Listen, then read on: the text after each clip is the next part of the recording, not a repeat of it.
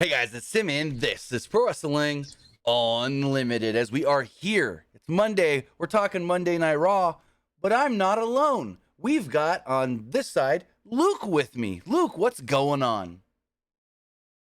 Much, Tim. I'm doing pretty good. I thought Monday Night Raw was pretty good tonight. Oh yeah, I enjoyed the show for the most part. I mean, as always, there's a couple things you watch and you go, that was all right, or that didn't hit as well. Like the Miz stuff for me at the house, I thought it was creative that they did something at his house, but it's like, didn't we just see this like 2 years ago with Bray Wyatt at his house? Exactly. Yeah, so that right there with me, I'm like, are they kind of redoing the, well, now that I think about it, I think he got, actually, did Bray actually ever go to the house?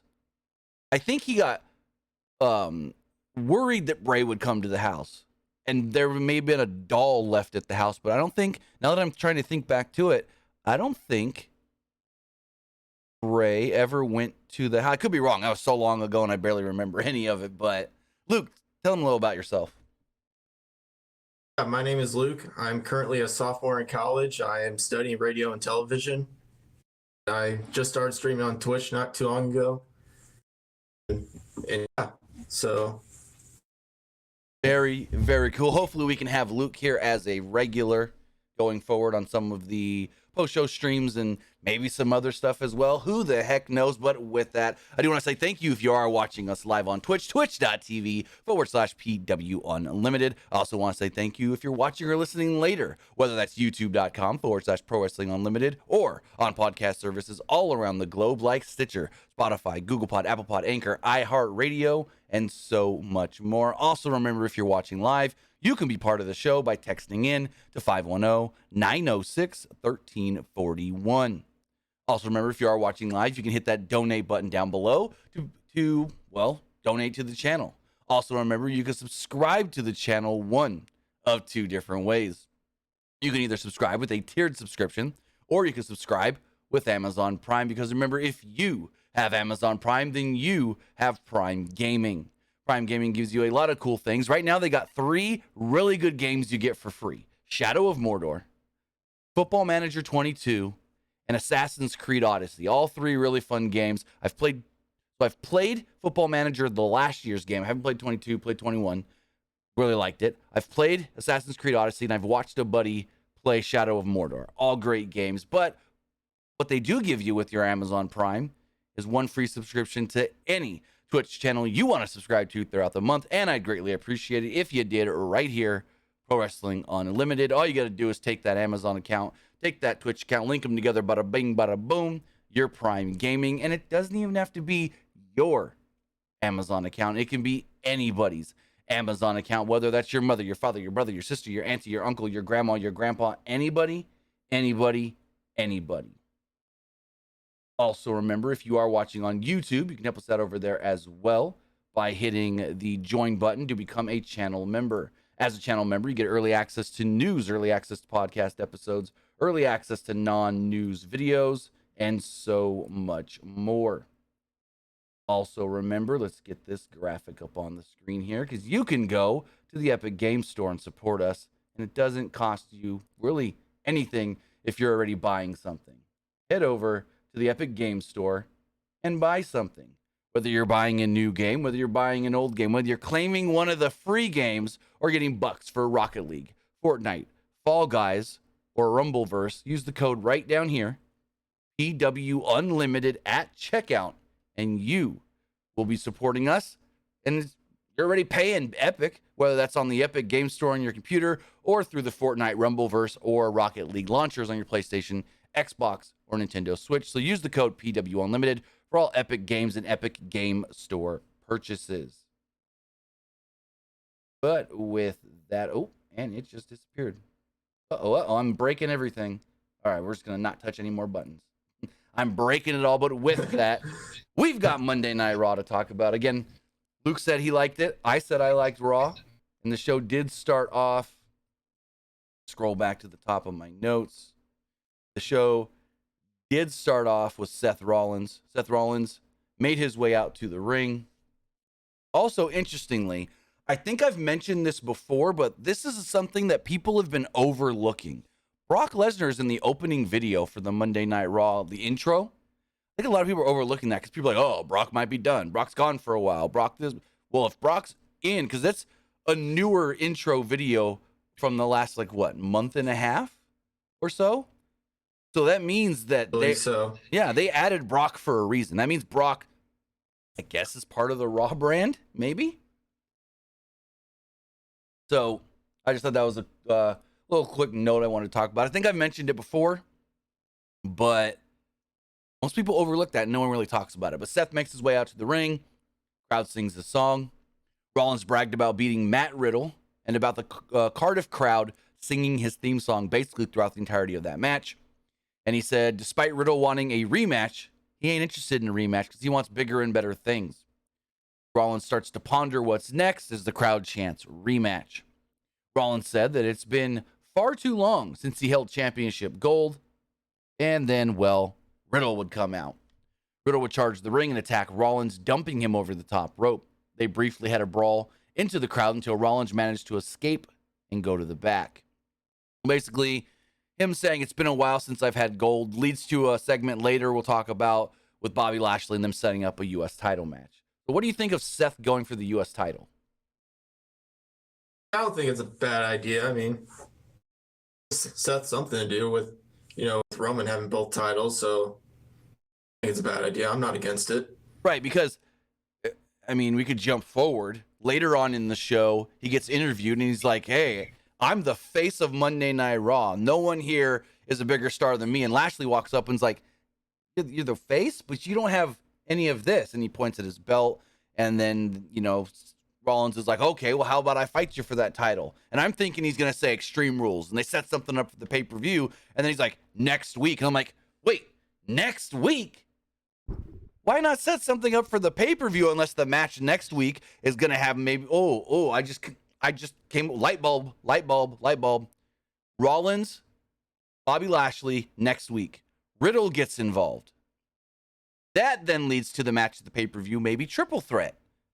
Rollins and Riddle challenging for the U.S. title at Extreme Rules. Not a bad idea, but I could also see them doing Riddle versus Rollins again, maybe Extreme Rules match. I mean, I wouldn't like... Rules. Right. That would be freaking phenomenal. That would be great. Them an Extreme Rules match. I would actually pay money to see that match in person. Right, but what I wouldn't want to see though is Seth beat Lashley next week just for Riddle to get like a title shot or something. Unless I don't. Riddle costs Rollins the match. Well, yeah, they could do that, but I'm saying what if Seth beats Lashley and then all of a sudden there's just oh, hey, Riddle's getting a title shot. Now, if Riddle costs Seth and then they go through all that and this and then that's the only way he can get Riddle is if they also, I don't know. I'm trying to overbook thing. I'm trying to look too much into it. But I think there is a good chance, like you said, this could lead to something with Seth and because they're not going to push the whole Riddle wants a rematch this hard if they're not going to do it. I don't think they would have them fight for something. It would just be just a regular rivalry match with the stipulation in it. Right, and that's what I was trying to say is I couldn't get it out. I think if they're going to do just a straight up Riddle Rollins, they don't need the belt, so Rollins shouldn't beat Bobby Lashley. Exactly. So Riddle's in the ring after Seth took off, and out comes two members of Judgment Day, Finn Balor and Damian Priest. Riddle said he was ready to fight. They told him, hey, relax. We're not out here for that. Priest tries to play it that him and Riddle used to be friends and so forth. And hey, we know you need some help. We know you need friends. Join the Judgment Day. Priest said that it wasn't long ago. They were all in similar situations. Superstars on the rise with something or someone holding them back. Priest said that there was no holding them back now. And that Balor even mentioned how Dominic has grown under them. And I'm like, grown under them? I mean, unless the story is that Dominic's actually been secretly working with them for months. Dominic's been with them for 10 days. Grown my ass. Dominic really hasn't done much with them yet, so exactly. I don't really see why they said like how he's grown with them. Well, unless the storyline is he's been with them for months and that he just hasn't officially joined them until he was ready to turn on his dad and Ed. I don't know. Again, looking too hard into stuff. Riddle then acknowledged that Priest went back. He and Priest went back a long time and focused on how Rollins has his attention right now. He then turns them down as they wanted him to join. Balor then said laws were a little relaxed in Portland. So Riddle's head must be a little cloudy. Crowd then cheered that. And then Balor said that Riddle better join or else. I like the weed reference there. Oh, yeah, you can smoke here, so maybe you're just not thinking properly. Riddle then attacked Balor, knocked Priest over the top rope, and they went to commercial break before setting up a 13.5-ish minute match between Finn Balor and Matt Riddle. So, come back from a break. The match has already started. I don't know how long the match has been going or whatever. But Balor was in control and remained in control thanks to a distraction from Damian Priest. There was a couple distractions from Priest, which, not a shocker. Balor hit a headlock elbow drop on the ring apron, which led to a break. Riddle came back with a fisherman suplex, a Pele kick, forearm strike, exploder suplex, PK, and a springboard dive, which also took out Priest along with Balor. Riddle went to the top rope, but Priest distracted him yet again, which allowed Balor to hit another headlock elbow drop. Rey Mysterio would then come in, try to dispatch of Priest, and they started fighting through the crowd. Riddle followed this up with a bro to sleep and a German suplex for a near fall. Riddle tried the floating bro, but Balor got his knees up and followed it up with a shotgun dropkick. Riddle avoided a coup de grace and then hit a draping DDT. Riddle then set up for an RKO, but there was another distraction. This time, Seth Rollins. So again, like you were saying, they're probably going to do another Seth Riddle match. And I mean, why have Seth come out here and distract if that's not the plan? One thing that didn't make sense to me, Seth said like, "Oh, it's over, it's over, it's over," but then Seth comes out to Riddle. That was a little basically. Yeah, that was a little interesting where he's like, "I'm over you, I'm done with you, you're in the past," and it's like, then I would get it if Riddle was fighting for something and Seth wanted to come out here and screw him, but he wasn't fighting for anything. He's just fighting Finn to fight Finn. So it didn't really make sense to me when Seth was saying, "I'm done with you." Then he comes out to distract Riddle for like no reason. Exactly. So, also give me 1 second. There we go. So Riddle tried going after Rollins, but Balor caught Riddle with an inverted DDT, and then he finished him off with a coup de grace to pick up the victory. After the match, Riddle got hit with another stomp. Again, Seth, you say you're done with the guy. Why do you keep coming after him? I don't know. So, the announcers tried to get over the fact that Rollins was done with Riddle, which made this all, like you were saying, nonsensical, didn't make much sense. Kind of, to be honest, I guess the word you can use is redundant. Why say you're done with a guy if you're only going to come back 5 minutes, 12, 13, 14 minutes later just to attack him again? That means you're not really done with him. So, Bayley was interviewed in the back. Well, all of Damage Control was interviewed in the back by Sarah Schreiber.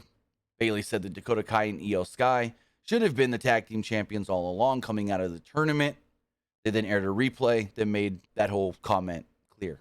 Basically, Dakota was pinned when she wasn't the legal competitor. Kai told her not to worry about the past, and then Sky said that they would win. Schreiber asked Bayley about being the first person to pin Bianca Belair in over a year, and Bayley kind of just blew it off and said, "We got other things we got to focus on tonight. We'll deal with that later." We had an interesting Dominic promo. I like the way this was shot and the way this was lit. Just a single spotlight right on Dominic's face. Slight ominous music quietly playing in the background. He said that he's always been known as the son of Rey Mysterio. But at Clash of the Castle, he felt more alive than ever. More alive than he's ever felt maybe in his entire life. Edge got what he deserved. And Dominic said that he would finish the job tonight. Well, bro, you did not. Well, I mean, you did finish the job, but Edge was whooping your little ass. Yeah. I mean, for Dominic to sound so, like, of course, Dominic should sound confident going into the match. But for him to be such a non-factor to Edge, where Edge can just tie him up in the ropes willy-nilly, not even... Edge almost looked like he wasn't trying the way he was whooping Dominic's ass in that match. Like, jeez. Dominic said that he wanted his father to know that this was his life now, and he wasn't going to live in the shadows anymore.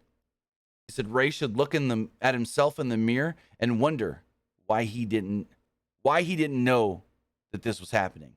Ray should have asked him what he wanted from his career instead of pushing what Ray wanted Dom to do. Dominic said that Ray has cast a large shadow over him for such a tiny man, and he's done living under Ray's shadow. Ripley then whispers something in Dominic's ear. Dominic then walks off and says, "I'm not your baby boy anymore. I'm a man." And then Rhea did the line of, "Poppy always gets what Poppy wants." Here's my question. Is Rhea Ripley the leader of Judgment Day, or is there like no clear leader? In your opinion? I do think that Finn is the leader, but also I think Rhea Ripley is the one who like convinced Dominic to join Judgment Day. Like, if that makes sense. Right. I mean, it makes sense because, you know, Finn, the bigger star of the bunch and this and that and all that. But for some reason, I feel like when they're cutting the promos, Damian Priest always cuts really good promos, but for some reason, there's just something when Rhea speaks, the presence that she gives off, like the vibe, is that like they're all working for her. Because she's got that I'm the boss vibe 99% of the time. So then, I do agree with you on that one. So then there was a video that played. Well, first we got a Johnny Gargano video basically recapping his return and him being Johnny Wrestling and what that really means and this and that.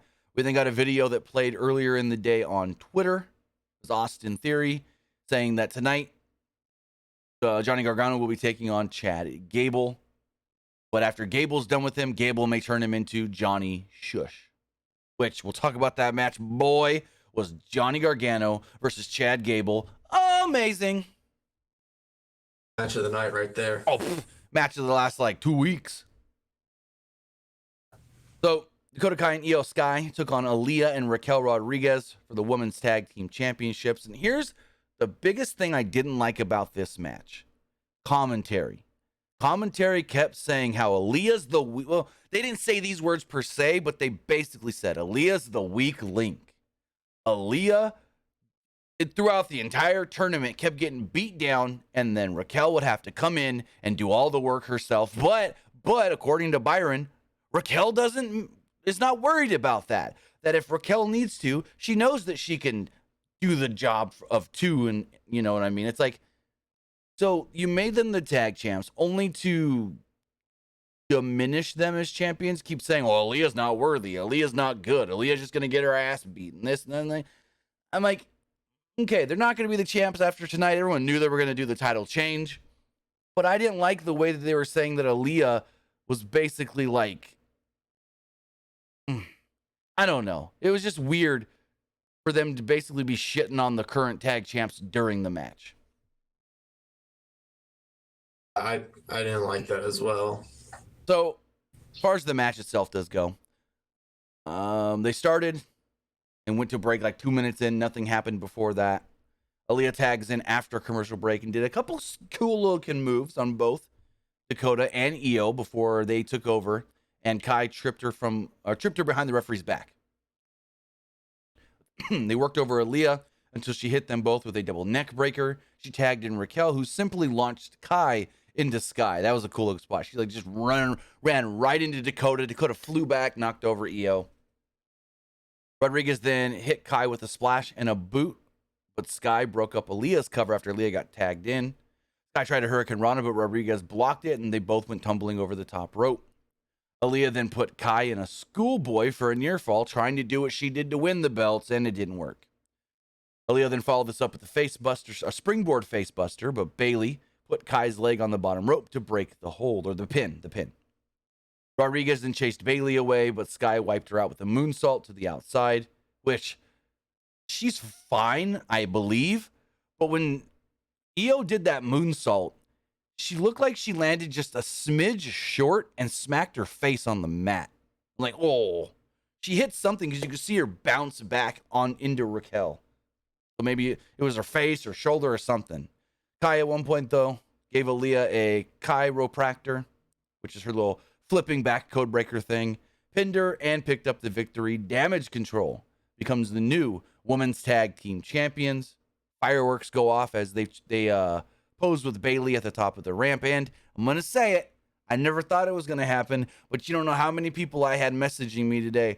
Oh, are we going to get Sasha and Naomi tonight? They're going to change the title. Sasha and no, I didn't think it was going to happen, and it didn't happen. So no Sasha, no Naomi, but new women's tag team champions. I kind of get the feeling that Billy's going to beat Bianca for that Raw Women's title, because if they're going to go all in on Damage Control, like, I feel like you have to put that Raw Women's title on Bayley. Oh, I hope. Dakota. Yeah, I totally agree.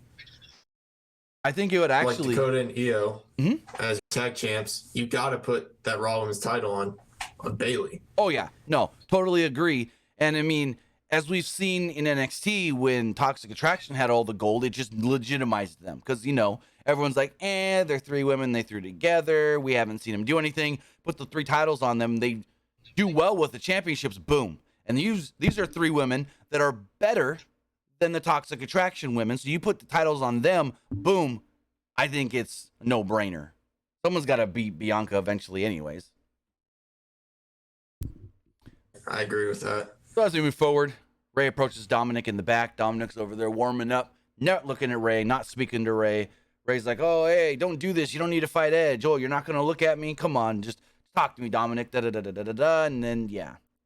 Dominic said earlier, or Ray said he saw what Dominic said earlier and admitted that he didn't know that Dominic ever felt that way. That Dominic ever felt that he was in his shadow and this and that. And I'm like, you didn't know? The fans knew, but you didn't know? Well, damn. Ray then pleaded with, go for it. Didn't really do much as like a singles guy with Ray anyway, so I think Ray should have known that. So, like, Ray it was never. Cool that Dominic didn't even look at Ray when Ray's trying to talk to him. I thought that was really cool. Yeah, I thought that was a good little point to make. Like, he will not look at him, wouldn't speak to him, made it seem like he didn't even know he was there. But it's like, I didn't like that line when Ray's like, I didn't know you felt like that. Really? Because everyone always just said, oh, that's Ray's boy. That's Ray's boy. Never, that's Dominic Mysterio. Nope, that's Ray's son. He was always Ray's son. Even on commentary, they would always be like, oh, yeah, Dominic Mysterio, the son of Rey Mysterio, Rey Mysterio's boy. Like, But Ray pleaded with him. He's like, come on. Edge is like a brother to me. He's like an uncle to you. You don't need to do this. He also warned Dom, you've never seen Edge this dangerous. I know what can happen when Edge gets like this. Like, you don't want to know what's going to happen. Ray said if Dom went through with this, things would never be the same. And I'm like, huh? Does that mean Dom ain't invited to Thanksgiving? Ripley then showed up and pulled Dominic away. Then we had the 14-minute match. Johnny Gargano, Chad Gable. This match was amazing. And I'll say this real quick. For Johnny not wrestling in 9 months, he did really good tonight. Oh, yeah. I want to look something up really quick. I don't think they've ever met in a singles match before. I'm pretty sure they've done tag team matches against each other. You know, DIY and Alpha Academy. Or Alpha, American Alpha. But I don't think these two have ever had a singles match. I think this was the first time. I'm double checking. Yeah, this is the first time that I can find that these two have ever had a singles match against each other. Now, like I said, in NXT, they work tag matches against each other. American Alpha and DIY. You know, Chad Gable, Jason Jordan, Johnny Gargano, Tommaso Ciampa. So they've worked together in tag matches, but this is the first time these two have had a singles match. So they did some quick chain wrestling early on. Basically, Johnny, because, you know, Johnny Gargano, he's known for being able to do anything. but I think, at least since he's been in WWE, this is one of his more technical matches. And he, like, you go in there and you go, oh, Chad Gable doing technical stuff. No duh. But Johnny almost looked better than Gable doing, like, the amateur style wrestling stuff, which baffled me. I'm like, whoa. He's looking better than Gable doing the amateur stuff. Holy crap. So, early on, Gargano took him down with a dive off the apron, which led to a break. Gable was in control when we came back from the break, but Gargano had made a comeback and hit a great-looking slingshot spear for a 2. Gable followed this up with a cliffhanger DDT for a 2, and a beautiful bridging German suplex for a 2 as well. Gargano then applied the Gargano escape, but Gable countered it into an ankle lock, so technically he did escape. Gable fought out, and they exchanged some strikes until Gargano dropped Gable with a clothesline. Gable was sent to the outside and fell into the arms of Otis. Gable and Gargano hit them both with a dive and sent Otis into the announce table. Gargano then hit Gable with the one final beat, pinned him, and picked up the victory. Like I said, the technical wrestling stuff, all the counter wrestling, the amateur stuff that they did in this match was freaking awesome. I loved every moment of it. A little worried during the match when Johnny was limping. If you noticed that. I mean, yeah, but I'm like, I saw it too. And like, I thought something for a second. And I was like, no, it's just Gargano being like the amazing seller that he is. But just think of this as a pay-per-view match without commercial breaks. So there's 2 commercial breaks. Just think if we could have just saw this match flow all the way through perfect, how much better it would have came off without the breaks. So, Gargano. No, Otis tries to attack after the match, but Gargano hit him with 2 super kicks. Otis was still standing on his feet. Gargano did a crotch chop and rolled out of the ring. Gargano then backed up the ramp, but Theory would attack him from behind with a briefcase. After commercial break, Theory was in the ring and bragged about what he did to overrated Johnny Gargano. And he got some what chants from the crowd. I think Austin Theory has figured out a great way to combat the what chants. He basically, like, people will say what to him and he'll just repeat what he said, or he'll just what them back. I actually think and Bayley did it later on in the night too. Bayley got what chants and she just repeated, like she said something about Bianca. I think I have it in my notes later. And they're like, what? And she just said, it's like, well, I just said she's this. And I think Theory does that sometimes too, which is a really good way to combat the what chants. Just make it seem like they didn't hear you. So Theory would also mention, Theory would be interrupted by Kevin Owens, who got a big reaction from the crowd in Portland. Theory wanted the crowd to shut up, and Owens reminded Theory that he was no longer the hand-picked chosen one. He said, that doesn't happen around here anymore. He's like, but I can relate to what you were going through, because when I won the Universal title, that was handed to me on a silver platter. And then he basically says that I wish it wasn't, and this and that. So, he said that they may have some similarities on how they got here and things that have happened in their careers, but that's where the similarities end. Owens noted how many guys have showed up in WWE looking just like Theory does. But those guys are a dime a dozen. However, there's guys, only a handful of guys, like he and Johnny Gargano, that were told that they'd never make it in this business. They're told that they couldn't make it at this level. But yet, they're 1 in a million, and they both made it. Crowd cheered. Owens called Theory the appendix of the business, completely expandable. Owens then hopes that Theory does reach to the top, but Owens has been watching him and doesn't think he's quite got it. He wanted Theory to prove him wrong, though. Owens fired up and encouraged Theory to leave everything he had in the ring and throw down with him. Basically said, hey, you want to become a future WWE champion? Show me what you got. Theory just flexed. I'm like, really? He just flexed. Owens then told him, yeah, that ain't going to work. Owens said, or tried talking some sense into Theory, and then he slapped him across the face, which kind of woke Theory up. They then brawled in the middle of the ring. Owens was getting the better of it until referees tried to break it up. They finally got Theory out of the ring, where Owens then jumped out of the ring. They brawled at ringside for a second. Theory tried to attack at the briefcase, but Owens ducked and went for a stunner. Theory bailed. Theory then was shown on the ramp with a bloody nose, and Owens basically said something along the lines of, "A broken nose ain't nothing, bitch," or something like that. I'm like, oh, okay. Well, I thought this was a very good, effective brawl, which is leading to a rematch next week on Monday Night Raw between the two from the match we saw last week. But what did you think overall of the segment? I felt the only thing I thought of, like, I liked it, other than I felt like it went a little long. I like the segment. I thought Kevin Owens did like really well on the mic. The only thing I didn't like was when Theory was flexing. He's like, "You'll never beat me." Right. So you That's like the only thing I didn't like though. Right. So you say Owens so good on the mic, but most people don't realize English is his second language. What was his first one? French. Growing up in Montreal, Canada, they speak French. That's like Maurice. She didn't barely know any English before she tried out for the Diva Search. She basically learned English while in, when she got hired for WWE and stuff. Yeah, you grow up in Montreal, Quebec, Canada, you're speaking French. I know that because Kevin has a pretty American accent. Exactly. As well. Exactly, which is another crazy thing to think about.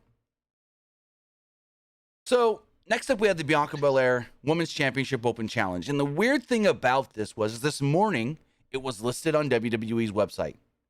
Then, a couple hours, I checked it at, I want to say 9, 10 o'clock Pacific in the morning, and it was there. I did my Raw preview video, put it in there, all this, da-da-da.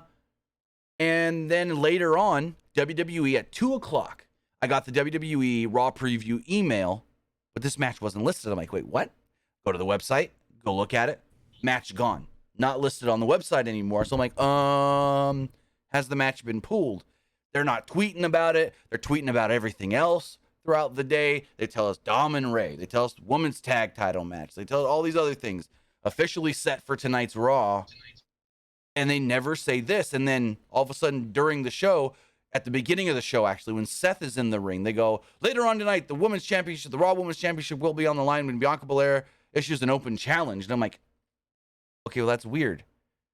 Why would they have stopped advertising that match today after announcing it on Friday, having it up on the website all weekend this morning, and then just, oh, yeah, it is going to happen? So that was a weird one. But the match did happen where Sonya Deville did end up coming out and taking up the open challenge, which I thought it was funny on commentary where they were like, well, she failed to get a match against Liv Morgan for the SmackDown Women's title, so now she's coming here to try and face the other champion. I'm like, really? So you're going to tell us that a loser is going to try and challenge? Come on. Don't in our eyes already put her at a disadvantage, because we knew she wasn't going to win anyways, but then commentary basically belittling her like that obviously was like, oh yeah, she's not even going to be a challenge. The match went 12 minutes. It wasn't anything good though. I thought the match was solid, but it wasn't anything special. If you didn't see it, you didn't miss anything, to be completely honest. I didn't think anything was special about that match. I thought it was just a regular match. So yeah. So Deville had control early. They went to a break about a minute or two in. She dodged a moonsault and hit a running knee for a 2. Belair came back with a spine buster for a 2. Deville then hit some sort of a knee strike and a drop kick off the middle rope. Got a 2 off of that, and Belair hit a KOD moments later to pick up the victory. Again, the match went 12 minutes, but I feel like nothing happened in that match to even recap. It was like 12 minutes just stretched. The match ends, and Bayley enters. She said Damage Control was here to take over the division and bragged about being the first person to defeat Belair in over 300 days, despite not even having a match within the last year. Which technically she had one. It was a house show match against Aaliyah, but it wasn't on TV, so it doesn't count. damage control, then surrounded the ring. They kind of had their shield moment, I guess you can call it, the way they surrounded the ring and jumped in. They tried to attack, but Asuka and Alexa Bliss would come out to make the save. Bayley was left all by herself in the ring, and Belair just gave her a spine buster to end the segment. Cool. I wholeheartedly think it's going to be Bianca and Bayley at Extreme Rules. One thing I actually didn't really like about this segment, I thought it would have made a lot more sense if Raquel and Aaliyah came out to Bianca. Yeah. They lost the tag titles to like Dakota and Io. It would have made much more sense if they were the ones that came out to help instead of Asuka and Alexa Bliss. 100%. 100%. Because now you would think, okay, Aaliyah, Raquel, they just lost. They want, they're probably going to want a rematch. No. Now, basically, with Asuka and Alexa coming out here, it basically tells us, oh, they're probably going to be the next ones to get the title shot. So basically what this means was, like, Raquel and Aaliyah were basically just going to drop the titles and just be done. Yeah. Just saying. Like, honestly, I can maybe see them doing one or two more tag matches with Raquel and Aaliyah as a team, and then they just go Raquel as the singles. And then Aaliyah pushed to the back burner again. So then we got the return on TV of Omos. It's been a while. Omos hasn't been on TV since. I want to look this up really fast because I'm like, oh, Omos. Which it's weird because MVP posted a video with Omos like yesterday, I want to say. But Omos actually hasn't been on TV. Oh, it's only been a month. I thought it's been a lot longer than that since the last time we saw Omos. But it's been August 8th. So it's literally been about a month. Hold on. Who did he face tonight? I didn't get their names. Yeah, I didn't get their names. Because the last match he had was a 2-on-1 handicap match against two random guys. So I was wondering if maybe they were the same random guys. I don't know. But Omos had a handicap match. I don't know what happened, but at one point during this match, the screen went black for like, I don't know if it happened to you, but it went black for like 10, 15 seconds. It did happen to me. I was getting so scared because I thought something bad happened to my TV because it went black. So I turned it off, turned it back on, and then it said technical difficulty. So I was like, all right. Yeah. See, because I use the Comcast Xfinity website on my computer. So I'm like, oh, crap. Did my internet just go out? And I'm like, oh, wait, no, we're fine. We're fine. And like super scared. Right. So I don't have any notes for this match because I was just like, what the hell's going on? But Omos did win. It's like a 1.5-minute match, I think it was. Because by the time it came back, the feed, the match was already over. So in the back, Ray tries pleading with Edge. Edge says that if anyone should deal with Dominic, it should be him. Kevin Patrick then approached Seth Rollins. We talked about this earlier, setting up Seth Rollins and Bobby Lashley next week for the U.S. title. Basically, Seth said, I'm the face of Raw. Bobby Lashley said, you can't be if you ain't got one of these, which is a championship belt. The challenge was then laid out for next week, and bing, bang, boom. Match happening next week, Rollins versus Lashley for the U.S. title. Then, all of a sudden, we're in the Miz's house. And I'm like, okay, this is different. So, they're filming like an interview segment with the Miz at home. He said that this was the only way you'd get to see him on Raw, considering what's been happening to him over the last couple of weeks. His daughters then approach him. He's like, hey, aren't you supposed to be getting ready for bed? They start playing around. Miz seems like he's getting a little annoyed with the girls not listening to him. Then Maurice approaches, and she's all kinds of mad that the camera crew's here. And he's like, hey, I got to do an interview. I got to do something for Raw. She's like, you got 5 minutes. We need to go. You got 5 minutes. Literally, she literally only gave him like 2.5, 3. But she's like, you need to wrap this up. Let's go. Why are these people in my house? Like, damn. Maurice getting a little bitchy. So Miz was very weary. They're like, so, Dexter Lumis, like, don't say that name in my house. We never mentioned that name in my house. But we've got security and this and that and da-da-da-da-da. No one's getting in. No one's getting out unless we know about it. And so Miz goes to sit down to conduct the interview. And basically Maurice's like, we gotta go. He's like, fine, all right, let's go. So they go, they get in the car, drive off. He's like, the guards will let you out, get all your stuff, go. Camera then pans around like they're gonna go back into the house. There's Dexter Lumis in the window inside the house with a drawing, Ms. and Mrs. I'm like, oh, okay, cool. Kind of over this already. Go for it. Advertising Ms. and Mrs. on Raw then. Right? But I'm like, all right, where's this leading to though? Like, this ain't leading to nothing that I can think of. I mean, what's going to happen? Indy Hartwell's going to show up and we're going to get Miz and Maurice against Dexter and Indy? I doubt it, but like, where else would this lead to? I'm kind of over this already. Like, I think Dexter Lumis is really good when he's wrestling in a ring, but the whole stuff that they do with the gimmick and the character and that gets old really, really fast.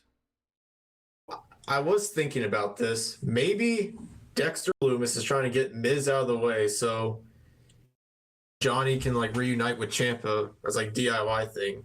Like maybe that's what I was thinking. I could see it a little bit, maybe. But yeah, Lumis, the creepo, in the house with Miz's 2 daughters. And we never saw who the babysitter was. Probably Maurice's mom, Marjo, but I don't know.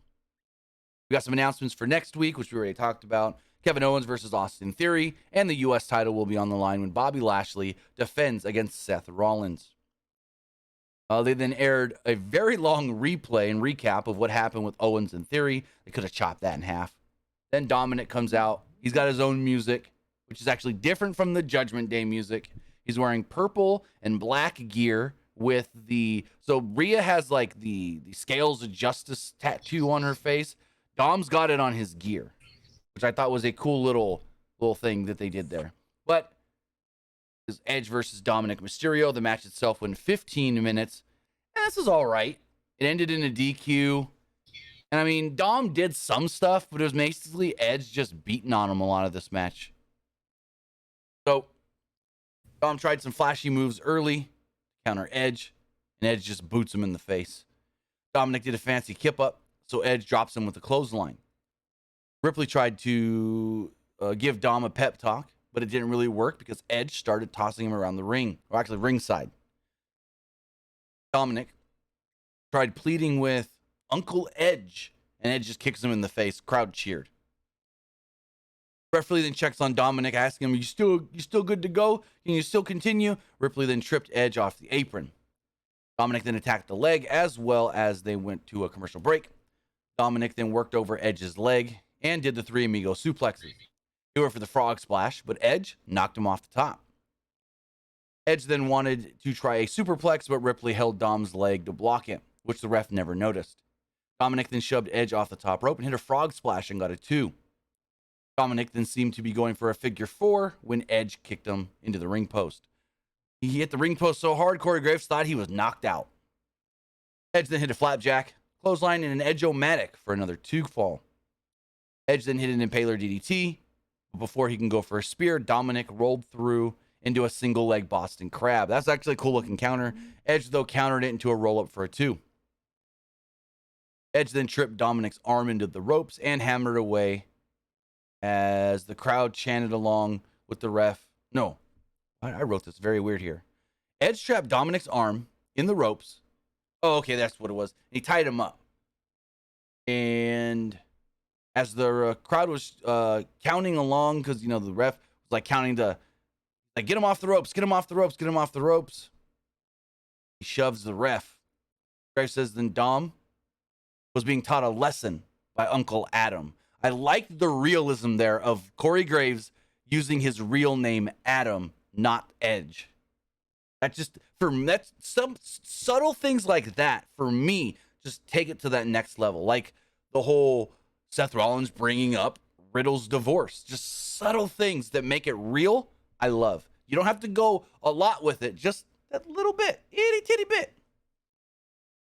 Edge was about to go for a spear, with Dom trapped in the ropes, but then Ray jumped in to stop him. Edge and Ray argued.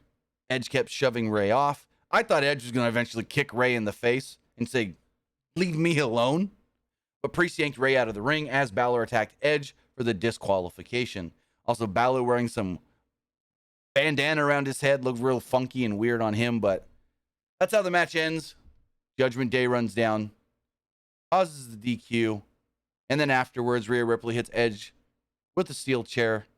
They attack the leg a couple times. They give Dominic the chair. Dominic hits him like 4 times with the chair, maybe 5. They then put the chair up on, they stand the chair up. They put the leg on the chair, elevated. Coup de grace off the top rope, onto the knee. Basically, they're writing Edge off of television as the crowd is chanting, "You suck." And Judgment Day poses over Edge in the middle of the ring. Your thoughts on that main event, and I guess you could say them writing Edge off at the end. All right. It was mainly just Edge just beating the crap out of Dominic, and maybe it leads to Ray versus Dominic at Extreme Rules. Maybe Dominic says, hey, I want to fight Ray. He's like the better Mysterio. Mm-hmm. I mean, that's got to be the end game. Dom and Edge, or Dom and Ray in the end. And so they can do the whole, you got them two at the pay-per-view. Now Ray's going to want to get revenge for Edge because if Edge is now out injured and stuff. So, yeah. They did, like I felt like they didn't announce any new matches for the pay-per-view Extreme Rules, but I felt like they planted the seeds to let us know what directions they may be going, which, hey, you still got 1, 2, 3 more Raws before the pay-per-view. So, I mean, yeah, it would have been cool to maybe announce one more match, but as long as we can see where they're going, I think that's good storytelling. But by next week, go for it. What did you say? And I think by next week, they're probably going to announce like all the matches that are basically kind of expecting to happen. Yeah, a good amount of them. But that's Monday Night Raw. That's what we thought of the show. Now I want to know what you guys thought of tonight's Raw. Oh, crap. We never did a Twitch poll. Oh, well. We got a Twitter. We got a... You know what? I'm going to throw a Twitch poll up right now, and we'll read it at the very, very end. Let's throw the Twitch poll up. What did you think of tonight's Raw? Liked it. Didn't like it. It was all right. So we'll go to the text messages first, and then we'll read the polls afterwards.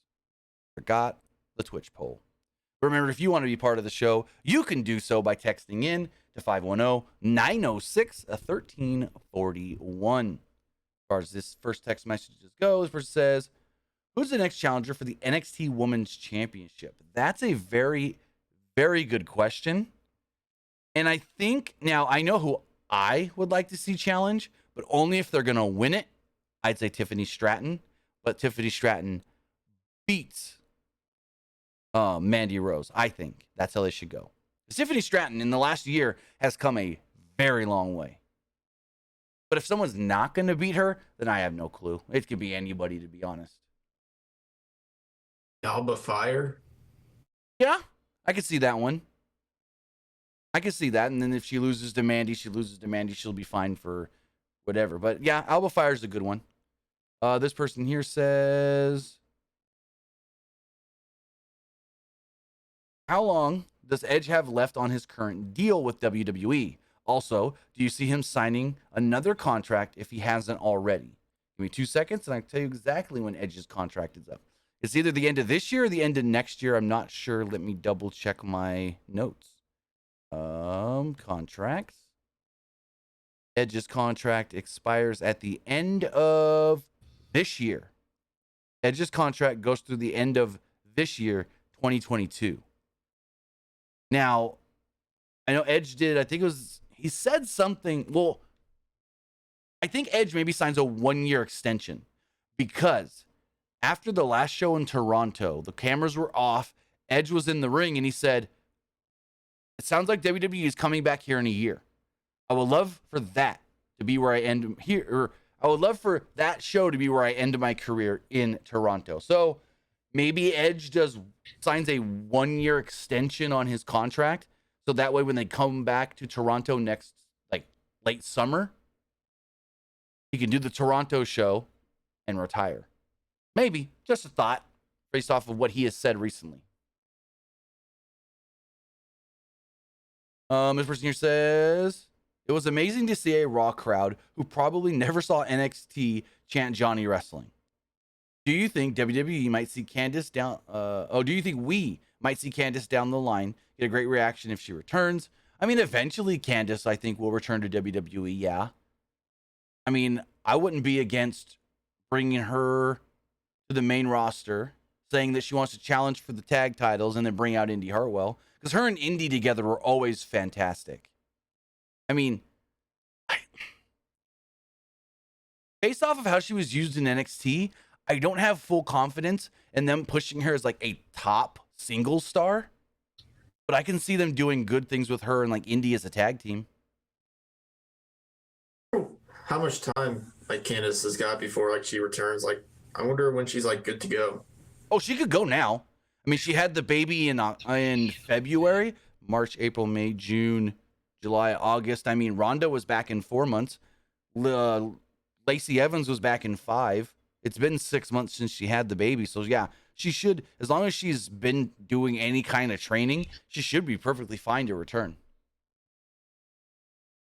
Like I said, Ronda had the baby and was training right afterwards, ready to go for Rumble 4 months later.